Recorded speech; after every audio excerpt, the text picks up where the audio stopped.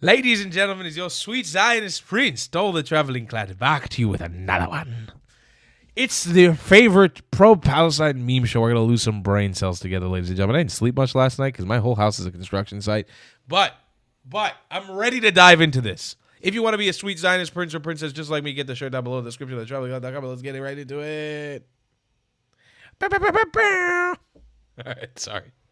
I'm a lack of sleep. I'm very tired. So, do you feel that you are British? I identify myself as a Muslim. If I was born in a stable, I'm not going to be a horse. If I was born in Nazi Germany, I'm not going to be a Nazi. I mean, this is just an island I was born in.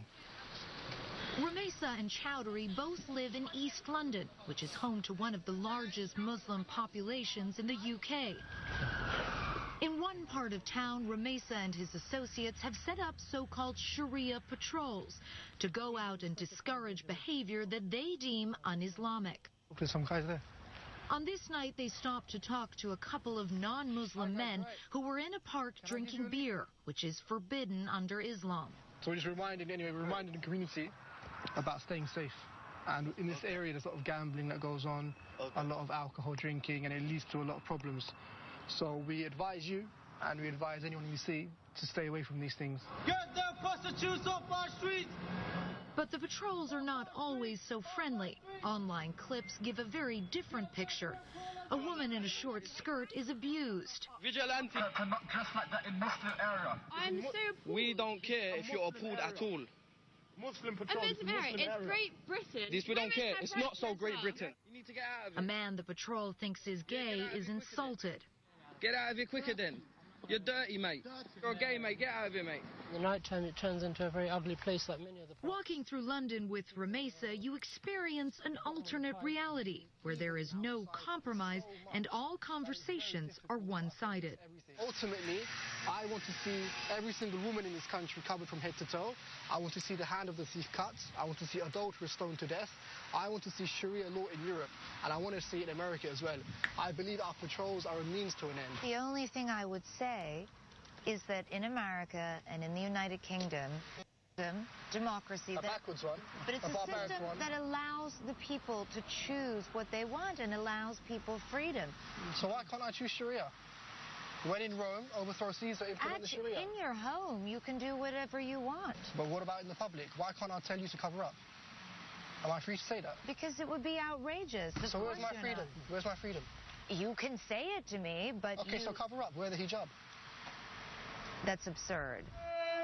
The thought of Chowdhury's supporters taking the law into their own hands is deeply frightening to most British people. This is a group that believes the West is at war with Islam and that the invasions of Iraq and Afghanistan justify any kind of violence in response. The most shocking example of that logic was the gruesome and very public murder of British soldier Lee Rigby on a London street last year. We have killed this man today is because Muslims are dying daily by British soldiers.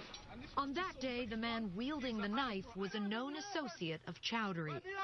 Chowdhury has refused to condemn Rigby's murder, nor will he criticize ISIS for the beheading of American journalist James Foley and other Western hostages. You know, I don't know the details about James Foley. I know the details. Let me educate you because he was a friend of mine. I'm afraid. Sorry, I don't believe you. You don't believe me that James Foley was a journalist? I don't believe any Western journalist, quite frankly. I believe your lies until proven otherwise. But let me tell you something. The perspective on the Muslims of journalists, whether that be James Foley and others, is that they are the propaganda for the Western regimes. Have you formed an opinion? Wait. That's a beautiful clip right there. So wait, does that mean every Gazan journalist killed is okay? Is that what he's saying? Because if so, I mean, I'm just saying. Opinion on the basis of what the Muslims say, not on the basis of what you say. I'm sensing a double standard here because essentially you're very quick to condemn acts of violence by the West, but you refuse to condemn any act of violence by your fellow Muslims. No, I believe that there's a difference between the oppressor and oppressed. Yeah, deport him. Deport him. I mean, I feel like it's a shockingly simple answer. Just kick him out of your country. They shouldn't have been there in the first place, and it's now it's been a mistake. It was a mistake. They've overstayed their welcome. Just deport him. Pakistanis, Bangladeshis, just the ones who if they just rear up their head for a moment with this kind of rhetoric. Not all of them. But if they rear their head up with this kind of rhetoric, deport them immediately. No questions asked. Don't even do too much work. Deport them. Just kick them out. They can have the most amazing life like this in Bangladesh, in Pakistan. They'll have a great time over there. They'll love it. They can do whatever the fuck they want there. There's no rules. So send them back. Send them back. And then even if there's ones who are too afraid to say it out loud, that's a better place to be. They should be afraid to say this kind of stuff out in the open. Yes, you do prefer that they say this stuff in the quiet of their own home and are too afraid to ever act on it. They should know that the second they speak up and the second they say something like this, no questions, deported. It's done. It's over. That's how it should be. But you guys don't do it. You guys need to do it. I'm trying to help you here. Deport, folks. Deport. All right, Ben Bankus. Let's take a look. No, Islam. I mean, it's not the best. Right? Like, it's good. It's good. They do some shit, right? You know, the women not talking. We all agree with that part of it. Won't be surprised if all of Long Island becomes Muslim one day. Wait, you saying I could beat my wife and she can't say shit? Allahu Akbar, motherfucker. No, Islam, I mean, it's not. This guy's great. We've done a few reactions to him. Ben Bankus. Ben Bankas. Ben Bank. Is he a Jew? Is he a fucking Jew? Ben Bankus? All right, let's take another clip. Anytime I see Adam Sosnick at the top of, if you guys don't know Adam Sosnick, he's been a friend of the show. He's great. I hope to get him on the show someday. He's part of the PBD podcast. Anytime I see him at the top of a comment of something, I know it's going to be a pretty good clip. All right, let's take a look at this. Global conspiracy to destroy humanity, bro. And you know who's behind it? Let me guess. Reptilian humanoid aliens that live in the Earth's core. I thought you were going to say something. Jewish. Okay. Yeah, there you go. Global conspiracy to destroy humanity, bro. And you know who's behind it? Let me guess. Reptilian humanoid aliens that live in the Earth's core. Good. I thought you were going to say something. Okay. It's the average pro-Palestinian right there. That's pretty much the average pro-Palestinian guy. Does that? I mean, that's pretty fucking dead accurate. All right, we got a clip here of everyone's favorite. Sorry, so tired. Everyone's favorite gay Mexican, Nick Fuentes. Let's take a look. See. Alhamdulillahi Rabbil Alameen Ar-Rahman Ar-Rahim Maliki Yawmiddin Iyaka na'budu wa iyaka nasta'in Gooba dooba dee doo doo la di da boo boo gooby goo boo yasi yaka yabi goo boo boo Ar-Rahman Ar-Rahim Alhamdulillahi Rabbil Alameen Ar-Rahman Ar-Rahim Maliki Yawmiddin Iyaka na'budu wa dooba dooba doo. That's my favorite part. Yabba dabba dooba dooba dooba dooba gooba. Oh, let's see. Look, you guys chose this reality. You guys chose this fucking reality. You have a gay Mexican, and whatever the fuck Sneeko is at this point, I don't even know what the fuck he is. This is the real. This is who you. America, please. This is gonna be these are gonna be the ones. Come on, there's better role models. There's better people to choose. There's funnier people to choose. Why them? Why them? The collective brain cells between those two people right there was -4. -4 brain cells for the two of them. They're sharing -4 brain cells. Through your head, get this through your head, you Jew motherfucker, you. You only exist out here because of me. That's the only reason. Without me, you... Personally, every fucking wise guy still around will take a piece of your fucking Jew ass. Then where you gonna go? Your fucking warrant don't ever go over my fucking head again. You motherfucker, you. Get this through your head. Why the fuck did my team send me this? Guys, you trying to fucking tell me something? It's like you have some subliminal messaging. I told you guys I don't review these clips before I watch them because I wanna react to them naturally. So I put them up. What the hell, team? What the fuck is this clip? Is there any context? Let me look at my notes. There's no context. What is it supposed to be? Is this some fucking It's not even subliminal. Get this through your head, you Jew motherfucker, you. Guys, what the fuck? What is this shit? I told you guys, sometimes my team throws me a fucking curveball. I don't even know what the hell to say. I genuinely don't even know. I have no commentary for that clip. It's like, I don't know what to fucking say. I like that they do it because it keeps the show interesting, but I swear to God, sometimes they throw me these fucking, sometimes they throw me these curveballs. I just have no idea what the hell I'm supposed to say to any of it. I really have no idea. I mean, the only thing I would say is it's a total misrepresentation of Israel's relationship with America, but I don't want to, it's a joke. It's a meme. I don't want to get too serious about it. Come on. I'm not trying to break down. I'm not trying to like be that person who's fucking breaking down a meme and try to make it serious when it's supposed to be funny. All right, let's take a look at this clip from, God, I fucking hate this. Fresh video of Israeli strike on Iran. Damn! Is that real? Do you support those attacks? I don't know. I don't know who the attack was on. I don't know what they were bombing. It's such a question that, like, you have one side who is just, like, indiscriminately trying to murder as many civilians as possible. Like, that's the whole goal of the conflict, and to have as many of their own people dying as possible. And then on every single attack that Israel does on any place ever, it's always like, does that change your mind yet? Did that change your mind yet? Did that change your mind yet? Did that change your mind yet? Did that change your mind yet? Did you see that? Is that okay? Did that change your mind yet? Did that change your mind? Are you changing your mind?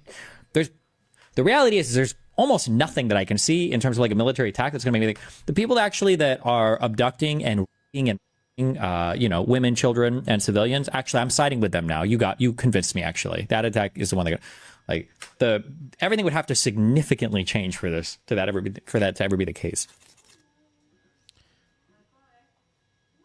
Yeah, I'm genuinely. It's hard for me to agree with Destiny, even though I agree with him in this. Obviously, I agree with what he said here. But I have a hard time agreeing with him because I just don't like the person. I really just don't like him. I don't enjoy hearing from him. I think this next clip. Wait, let me review this clip. I think this next clip I already reacted to. Yeah, the next clip was double sent to me. But yeah, I don't know. I mean, like, he's 100% right with what he's saying. Yeah. It's just it's the audacity to think for a moment that you understand this shit. It's just the audacity to think that you know what's actually going on. Bro, we live here and we don't fucking understand the total context. We live here. I studied this shit, man. I've walked the land physically with my own 2 feet. I walked it. And I sat with every ethnic group you can imagine for conversations. And I don't fully understand it. And I don't fully know an answer to the conflict, like an answer to everything. If you think you're fucking Suzanne in fucking Kansas and you think you have an idea, shut up, bitch. You don't. No one cares what you have to say. Literally, none of us here care. And if you brought up a solution to any of our problems, we tell you to fuck off. Because you don't have the answers to our life's problems. This shit's been going on for a very, very, very long time. And it's way more hooga booga than you give it credit for. Way more. If you think everything Israel is doing and every response to the Jewish people is so well calculated, sorry to break the news to you. I'll be the first to tell you. It's not, homeboy. This shit's way more hooga booga than you guys give it credit for. Way more. My family are cave people. I say that proudly. I'm a cave person. I say it with pride. Most of my friends here come from cave people origins. All of my cousins. And there's a lot of them. We're all cave people. We're barely here in the 21st century. Like, barely. And I'm not like opposed to that. Yeah, I'm not shy of that or embarrassed of that. I'm just like, if you think that everything that's going on here is super well thought out, it's like, bro, a lot of this is just people reacting to really fucked up situations. So if you think that a video of a Palestinian kid dying or getting blown up is immediately warranting to tell you to take a side, and I always tell you guys, talk about Sudan, talk about Yemen, talk about Somalia. I don't actually give a shit if you talk about them or not, yeah? Because I know you don't care. I just want you to stop pretending you give a fuck about Gaza. I'm doing it for your own accountability. I recognize as a human being, I have a limited capacity to care about conflicts around the world. I've seen conflict around the world. I've met it with my own two eyes in multiple places around the world. I have limited capacity to care about what's going on in Southeast Asia. I do, honest to God. I'll be honest with you. I love the region, love the people of the region, love the food, love traveling there. I have a limited capacity in my brain to think about their conflicts. I really do. Why? It doesn't involve me. Maybe I have more compassion in my heart for Sudan and Somalia because it's geographically closer. I feel more connected to the people. It has more to do with the religion and culture, man. I still have a limited capacity to care about it. I'm not going to lie to myself. So don't sit there and pretend to me you give a fuck about Gaza or you give a shit about Palestine. You don't. I'm telling you that you don't. I know that you don't. I'm calling your bluff. And I mean, that's really all that needs to be said about the situation. If you're still on your retarded pro-Palestine train movement, you need to have a serious realignment. You need to go do some yoga. Go do some fucking yoga. Go stretch. Go do some Pilates. Smoke a fucking joint. I don't know. Get a life. Get a job. All great things that you could be doing. Learn how to cook. Learn how to cook. Go make a sandwich. Anything but pretend to care about Palestine. I just want you to remember, and I know I'm going on a bit of a rant here, but I want to put it in perspective for you. Every time you go out and advocate for Palestine, every time you go out and advocate for Gaza, you are spitting in the face, like really rudely too, every ethnic minority in this region and every person that's in a conflict, okay, that has experienced a conflict way worse than the Palestinians or Gazans ever have or ever will, just by virtue that they live near Jews who aren't radical ethnic cleansers, who have allowed their society to flourish somewhat for the last 77 years. Every time you go out and advocate for Palestine, you are doing exactly that. You are fucking up the hopes and dreams of so many people out there. You're being a complete asshole, and you are abandoning so many people who are suffering at the hands of radical Islam, colonialism, Arabism, Islamism. You're just abandoning them. You're making them feel like they're in a pit of despair. I know because these people talk to me all the time. I've become a spokesperson for them. All these ethnic minorities, they reach out to me on a regular basis. I can't even keep up with the amount of messages I get of thank you for the fact that I just mentioned their name, because no UN is mentioning their name. No Red Cross is mentioning their name. No organization, period, is talking about them.